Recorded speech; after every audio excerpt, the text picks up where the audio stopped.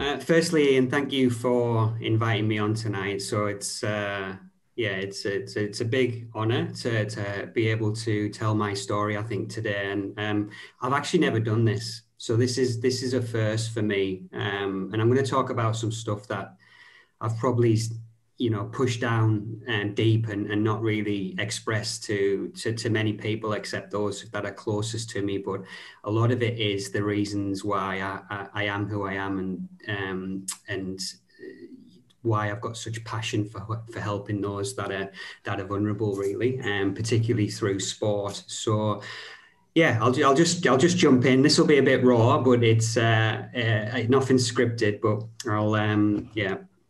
I'll just kick in. So, I suppose going back to the start, from north of England, brought up in a quite deprived area of northern England. My parents had me when they were 17 and 18, so very, very young parents, and they actually struggled with a lot of substance abuse. And when I was about four, my dad actually jumped in his car and drove to Germany, which took about 2 days to start a new life and as a welder.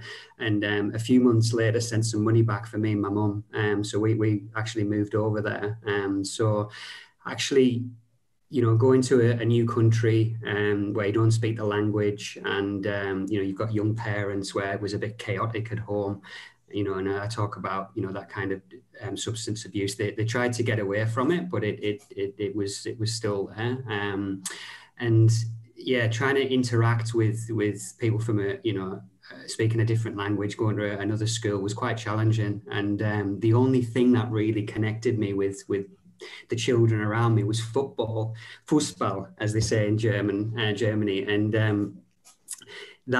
that's really it's always stayed with me how powerful sport can be, to interact and it can be used as a common language. And it really helped me through those years kind of living in Germany. And we were there for 6 years. I moved back to England when I was around 11, and then had to kind of be reintroduced into kind of an English school. And I was a little German kid, so I even dreamt in German. I was, but moved back to England, and it's still a lot of that kind of a lot of love at home, but there was chaos and abuse in terms of drink and drugs, etc. And sport again was the one thing that kind of connected me and gave me a kind of purpose. And then went to college, went to university. Struggled my way through, got a degree in sports science, got a master's in sport and exercise science, and then actually hit the jackpot when I got a job for the Football Association after working voluntary for a year with different organisations. And working in football was a dream job for somebody that loves football and sport. And I actually used football to tackle health, crime and employment education, as Ian said, in some of the most deprived areas of northern England. Hartlepool is one of them, and set up a whole football development programme. My parents, they got divorced when I left for university. They called it empty nest syndrome. Sometimes the purpose of parents when the child leaves kind of that can be an issue. And worked in sport for a long time, disability, trying to help others, etc. And then when I was about 25, I kept going around to see my dad, and he'd have these stomach problems, and he was going to the doctor, and they said, "Oh, it's you've got stomach ulcers, and then you've ripped your stomach line and all this." Anyway, long story short, he got liver cancer. And that was from using needles when he was younger, and the heroin, and it kind of came back to bite him, really. And so I moved in to look after him. We had a great time for 3 months where I cared for him, and there was nothing left unsaid, and he died at home with me, next to his bed. And at the age of 46, I was only 26 at the time. And Yeah, I'm very proud of how I managed all that. But after it, after he passed away, I was in a relationship for a long time. That kind of ended, and yeah, I struggled then after it. You know, in terms of managing my emotions, etc. Relationship broke down, and I thought I need a new, you know, I need a new change. I'm drinking. You know, I'm doing things I shouldn't. I'm gambling. So I thought I'll move to Australia. So it was a bit of a, it was a bit extreme. I said goodbye to my friends and my family. You know, got my backpack and said, right, I'm going. And yeah, ended up coming to Australia when I was 28. And I remember having my last cigarette in a smoking room in Bangkok. And I thought, that's it. I'm going to give up smoking. And I did that from day one. And yeah, arrived here, and I've been here ever since in the last 12 for the last 12 years, really. Worked in Penrith for 3 years, and I traveled out there every day. Kind of punishing myself a little bit, really, I think, you know, through grieving, but you know, did a lot of sports programs in Penrith, and managed a couple of aquatic centres, etc., and then got a job at the City of Sydney for 6 years, contract management, but managing, you know, facilities there, but always around, you know, sport and health, and then about 5 years ago, I thought I'll go and work in the private sector. So I went and worked for a leisure management company, and worked in Auburn, and did a lot of work, you know, with refugees, you know, using the power of, you know, employment, and also, you know, sport again, and to break down some of those barriers. And then, yeah, about 15 months ago, set up Collective Leisure, which is Australia's first social enterprise management company, and that was kind of the plan from about 3 years ago, where I started a social impact masters. And what I see in the leisure industry is that there's a real need for us to support those that need it most. And we say we're about equity, and we help, you know, all these people from marginalized communities and stuff, but I think we can do a lot more. And yeah, the work that we do, you know, we work with a lot of these marginalized communities, from, you know, asylum seekers, refugees, people from low socioeconomic areas, disability, you know, trying to integrate them and support them through sport, leisure, you know, and activities. So I consult half my time during half the time of the week to government and peak bodies, and then the other half I lead the social enterprise. So I'm coming at it from two levels, in terms of trying to deliver programs on the ground, and but also the policy, trying to, you know, support that through a system. So our mission is to, you know, to co-create inclusion programs through a systems approach. So we work with education, disability, you know, the third sector, the private sector, to try and nudge the system a little bit. And our purpose is to enable well-being without boundaries. So it doesn't matter who you are or where you're from, you have the right to be a well-being.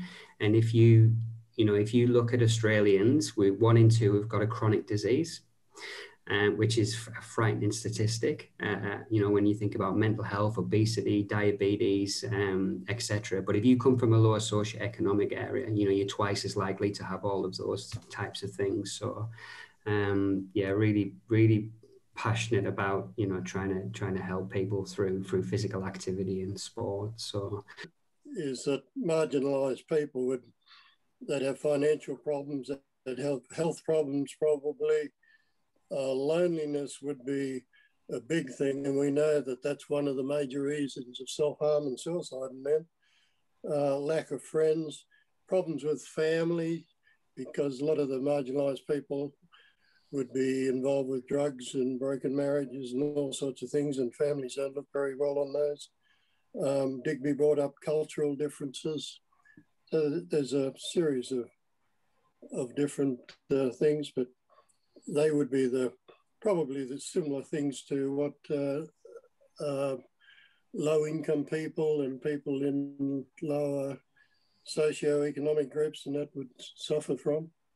And you know, because we spend $467 million on the health system a day, right? If we're looking at people's chronic conditions and things. But if you're from a lower socioeconomic area, you're twice as likely to have obesity, twice as likely to have diabetes. You're actually three quarters more likely to, suicides,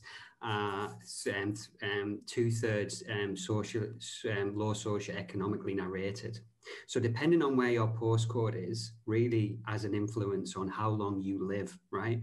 To the tune of like 10 years from the most affluent areas to low socioeconomic. So a whole range of reasons for that, money, lifestyle.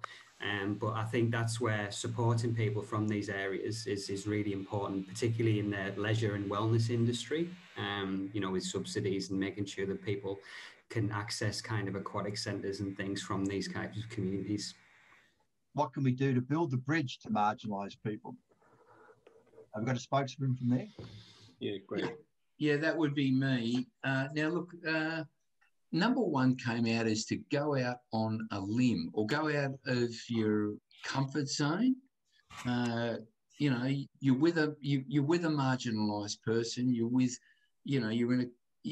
you're experiencing that, and it might be something that we could do. We have to acknowledge that we might go out on a limb or out of our comfort zone.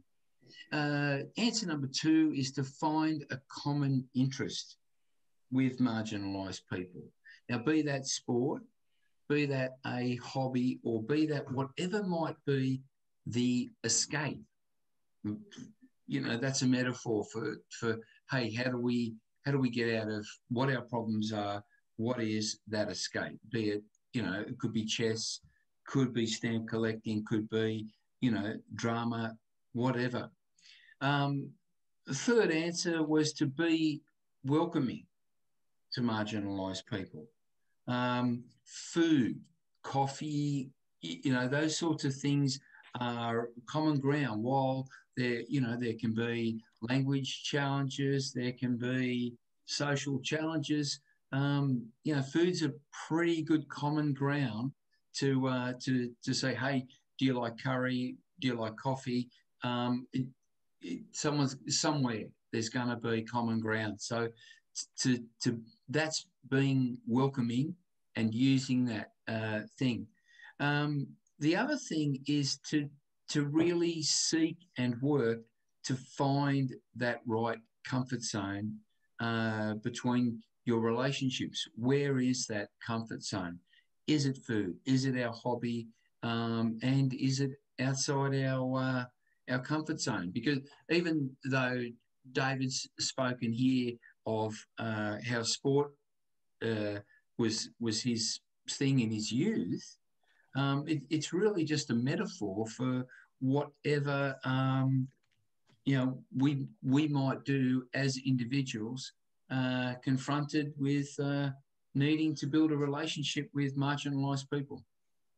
I think great job, guys. Loved everything that you said. I think just to reiterate that building rapport, and that comes with trust. I mean, you can see there's a lot of trust here with everybody on the call, and that takes time. And but I think just giving people the space to be able to tell their story, and just listening and learning, I think is really important. And yeah, I've run plenty of multicultural days where people bring all in their food from different countries and things, and that's worked really well. So you're right on the money there. That's a really good initiative. Dave's doing work so well. How do you think sports builds well-being? So first point would be building mental strength. Through sports, we require discipline. We're constantly challenging ourselves, and we're happy to find help, finding a coach. So mental strength is something that's great for people that have marginalized background. Number second point is just fitness. Doing sports, it's a mood enhancer. You endorphin naturally. That would be great for anyone, not just people of marginalized background. We touched on third point, which is the bonding side, the building trust side, and networking. You know, it's really a sport is a place where you learn to have social and emotional intelligence, something that might be neglected in a formal education setting. So on the sports fields, these are the skills that you build that you can carry on for the rest of your life. Fourth point is about winning and losing. Sports, you know, you win, and when you win, you open doors to other things, other good things that happen. And when you lose, you learn how to lose graciously. So that it's great to learn how to win and lose. And I think the last point is around role models. We have plenty of role models in sport. So that's always fantastic for people to look up to and be aspired to. So yeah, about 4 or 5 points that we covered. And yeah, I won't take up too much time. I agree. I think sport can teach us many lessons in which we can take into our lives. And you know, we've got a program we're doing for Pacific Islanders at the moment in Auburn, to try and get them into employment. And you know, just to take that as for an example, in their communities, you know, some of the men think they can only do manual labor jobs, and the females think they can, you know, they just bring up the family. But through sport and giving them confidence, you know, and giving them some you know, through some training modules, we're trying to get them into employment. So yeah, sport can be used as that carrot, I suppose, to help with other things. I just thought of one thing as well. It's often been said that women will get together for no reason at all, but men generally need a hook to get together. And I guess, you know, one of the areas we see men struggling is where they're involved in a sport and then suddenly they get injured and all of a sudden they just don't turn up anymore. They just pull away. But sport gives that reason, as that purpose for guys to get together. So that last comment you made, I thought was very interesting, because it actually shows that the people you're currently working with have actually stereotyped themselves into, we're only worthy of this particular role, this particular job. So it's not even necessarily an externalization of how they're seen. It's actually an internalization of, we're only fit for this particular job. I think that's a very fascinating point you've just brought up. Yeah, and I'll just premise that by saying that's a generalization. Yeah, but this is when we go into community, we don't say this is the program we're going to do. We work with community for them to tell us what they want, and that's really important. But this is some of the feedback that they've had, so we want to try and bridge that gap and, you know, break down those barriers. So, but yeah, it's a good point that you raised. Good pickup.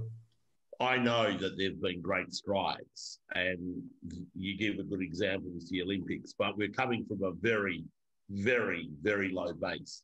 I mean, I still can't turn on the TV and, you know, see somebody in a wheelchair presenting the news, or someone with Down syndrome on Home and Away, or whatever it is, whether it's in the media or the day-to-day. So I totally will agree that we have made great strides. But as you know, tonight's speaker will tell you, I mean, people, I wrestling at the moment with someone who is so desirous to get a car and get his car back on the road, because people stare at him at bus stops and stare at him on public transport. We've still got ads from the government for people from an Indigenous background not to be stared at. You've got the added goods thing that only happened just a couple of years ago. So those stereotypes, I think the danger is that because we have some wins at a high level, you see Darren Alcott, you know, doing an ANZ Bank ad, there's still a huge jump to go to get it really into mainstream, I think. What is the one thing to take into account when mentoring someone who is marginalised? David, I think you've said it again, right? That it's only a little bit about the sport. And it's much more about the connection, the care. It's about being committed. This is me paraphrasing what I was hearing, David, so please clarify at the end. The reaction to their struggle, right? I really picked up that David is available because of how much their circumstance connects with him and drives him, which is exciting, because I see that in a lot of mentoring men. And so I really equated that you have decided your area of connecting and helping people is sport, and we've decided that ours is mentoring. So I think the process is really similar. That's what I was getting from you, and the idea that you tap into that same vulnerability, which is strength about being able to care when other people aren't, and being able to listen. And you know what you said, which reminded me of how powerful it is, which is seek first to understand, then to be understood. And I think that is really the answer to the question, Graham. You know, how do you connect with a mentor? You seek to understand what they need, who they are, what are their strengths, their skills, and then at the end of all of that process, if it's important, you might want to share something. All good. I'll just round that off by, I think, you know, everybody sets out with a positive intention, you know, and we've all got strengths, and, you know, and everybody's got, you know, something that's special to them, you know, that they bring to the world. But yeah, just to reiterate that non-judgment, I think is really important, and that doesn't matter who you're speaking to, because everybody's got a story and you know, experience that they're coming from. The refugee kids or the migrants in the pool. But anyway, over to you. Do you want me to mention that one? Yeah. So I think an example of this was I took over a job in Auburn. Auburn Ruth Everest Aquatic Centre is probably one of the most multicultural communities in Australia. That was one of the reasons why I took the job. I was a regional manager at that point, so I was overseeing 5 facilities, but I was the manager for when they opened the $27 million building. There was actually a modesty curtain that was built around the hydrotherapy pool, and this was for, you know, for women's only swimming sessions.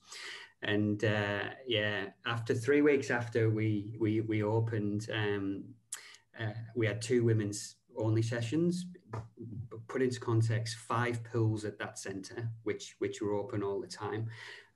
So lots of access. Anyway, the media got hold of this, and we had a media storm, and we ended up on Current Affairs, which was ridiculous. I can send the link on, but it was all about, you know, apartheid, racism. You know, I was called a fucking muzzy lover. I was getting hate mail from Western Australia, you know, and that was just because we had a women's session on, and this wasn't just for Muslim women, it was for, you know, Chinese women, or and that modesty curtain is there for people with disabilities and the elderly. But, you know, it's so this sales, Mark Latham came in with a petition, and it was a nightmare.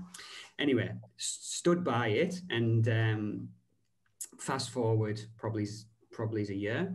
And yeah, I got a knock on my door as the manager there. With a duty manager is one of the staff members who looks after lifeguards, and he just said, you know, Dave, we've got these young people in the pool. They're not listening to us. You know, they're making a bit of a scene. Can you come and help? We're gonna have to chuck them out. So I went out to have a chat with them. There's about 6 or 7 of them, and, you know, they're taking pictures in the pool, which you can't do, and, you know, jumping on each other. And instead of, you know, walking up to them and saying, you know, get out, you can't do that. Back to your comment, John, around seek first to understand. It was, you know, where you're from and, you know, what you're doing. And they told me they were from Syria, Afghanistan and Iraq, and they didn't really know about the conditions of entry and, you know, the rules there. And I said, you can't do that. You can't take pictures, but if you want a job afterwards, you know, come and see me. So about an hour later, I got a knock on the door, and they came into my office, and, you know, a lot of them speaking broken English, and you know, they said, yeah, are we serious? So anyway, I got some funding, sent them for their pool life qualification. I got some feedback, but some of them couldn't even swim properly, so some of them didn't even make it. But we changed the course so it was more practical, not theory, because obviously their English wasn't great, and employed them at the centre. And they took my culture from here to here with that diversity. They would run, you know, it that visceral reaction I talked about, watching these young people grow and giving them the opportunity was just one of the greatest privileges that I've had. And yeah, and these guys are still at the facility. They're still, you know, they're doing really well. That program won a few awards, but it was on SBS World News as a you know, and I think it's just an example of what can be achieved if you know, like listen and don't judge, really. Yeah. To come through all that and have a workforce that reflected the demographic of that community. So people who spoke Arabic would come in, they would see people like them, working there and who could speak the language. And it just, it was a beautiful culture. But in saying that, there was other members of staff who opposed it, and that was a struggle as well. But just something you have to work through from a leadership piece. Yeah, we're just about to kick off a mental wellbeing program with Tennis New South Wales, and with some referral partners. Again, we're using sport, but this time it's tennis around wellbeing, 12 weeks, where people will be referred onto the program, and we'll take them through lots of activities, fun activities and things. So really, really excited to kick that one off in a couple of weeks.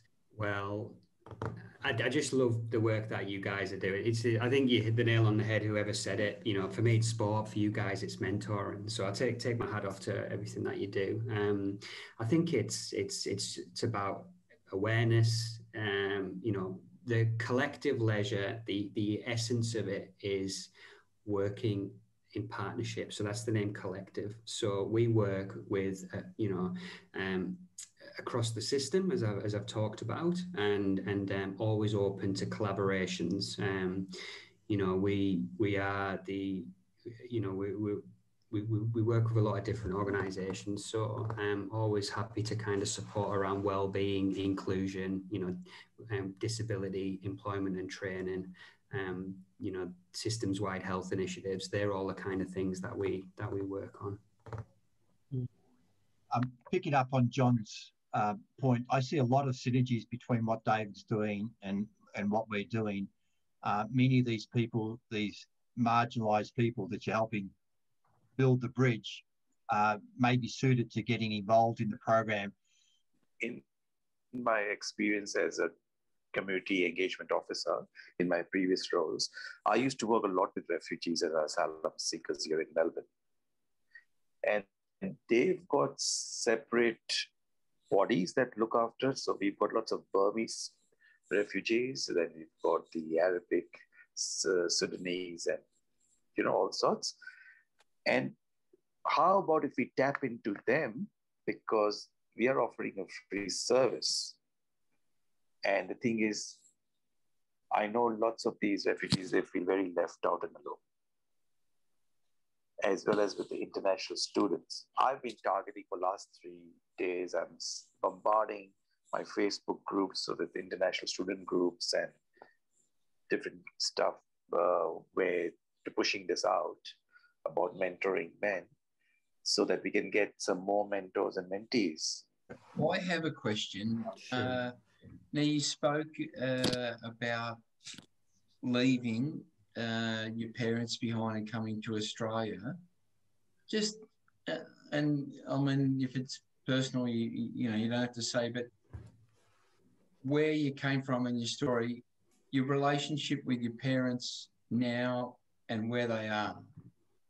Yeah, no problem. So, yeah, as I said, my father passed away when I was 26. So, to liver cancer through the abuse, really, that at 46 he was, so very young.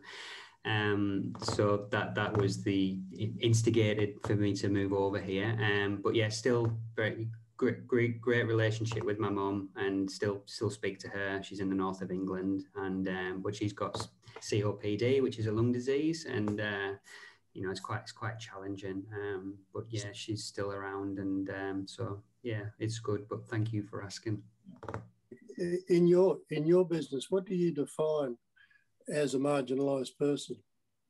Because we're a social enterprise that's certified through social traders, and part of what we do is to try and provide training and employment for marginalized communities, so to get them into employment. We've got a whole range of things that we do that with that, but that's predominantly, you know, people from disability, from refugees, asylum seekers, lower socioeconomic areas, but, you know, marginalised, that GBTLQI plus community is marginalised. You know, even if you think in sport, women's are marginalised. You know, I think there's a real breadth there. I suppose that's not the answer that you were looking for, but there's definitions out there in terms of what, you know, marginalised is. It's just been on my mind. You would have seen Tony Daly's revelations in the last week. So the rugby international, you know, Wallabies front row, who had been struggling with lots of, you know, mental health and issues, and it came out about he had sexual abuse as a child at his boarding school. Mm. And I just wondering, you know, like in terms of sport, we think of sport as a really wholesome, you know, powerful, you know, protector, or, you know, has a powerful influence on our mental health. But clearly, obviously, you know, he's played sport at the highest level and was entirely vulnerable. So how does that, you know, what else do you need to do with people and getting them in? You know, you talked about a holistic solution. It's not just sport, is it? Well, we look at it as person first. You know, it's all about whole of person well-being. So we look at all the different aspects of it, you know, whether it's relationships, purpose, being out in the environment, you know, physical activity, financial management. You know, there's a whole bunch of things that you need to be looking after for your well-being. But there are personal programs that we deliver to colleges and you know, community groups, etc. But I think within sport, we've got a hell of a long way to go around, you know, homophobia. You know, like not many men come out in football teams, and so, you know, and in rugby and football, or soccer as you call it over here. That we've made, and I think somebody said it, we've made massive strides forwards, but God, we've got a long way to go to make sure we've got a level playing ground, you know, so everybody's treated fairly and we've got real equity in sport. One of the key messages I wrote down was just seek to understand, and we jump to conclusions even before someone's opened their mouth.